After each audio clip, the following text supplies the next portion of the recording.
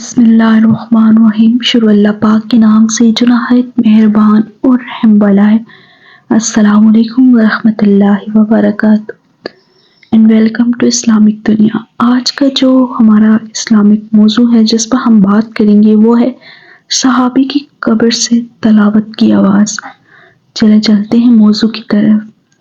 حضرت ابو طلحہ بن عبید اللہ رضی اللہ تعالیٰ فرماتے ہیں کہ میں اپنی زمین کی دیکھ بھال کے لیے غابہ جا رہا تھا تو راستے میں رات ہو گئی، اس لیے میں حضرت عبداللہ بن عمرو بن حرام رضی اللہ تعالیٰ کی قبر کے پاس ٹھہر گیا۔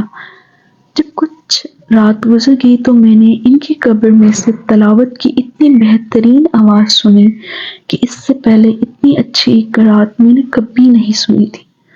جب میں مدینہ واپس لوٹ کر آیا اور میں نے حضور صلی اللہ علیہ وسلم سے اس کا تذکرہ کیا تو آپ صلی اللہ علیہ وسلم نے ارشاد فرمایا کہ کیا اے ابو طلحہ تم کو یہ معلوم نہیں کہ خدا نے ان شہیدوں کی روحوں کو قبض کر کے زبرجد اور یاقوت کی قندیلیوں میں رکھا ہے اور ان قندیلیوں کو جنت کے باغوں میں عویض فرما دیا۔ جب رات ہوتی ہے تو یہ روحیں قندیلیوں سے نکل کر ان کے جسموں میں ڈال دی جاتی ہیں، پھر صبح کو وہ اپنی جگہوں پر واپس لائی جاتی ہیں۔ یہ تھا آج کا ہمارا اسلامک موضوع، اور ملیں گے ایک نئی ویڈیو کے ساتھ۔ تب تک کے لیے مجھے اجازت دیجیے۔ اللہ حافظ۔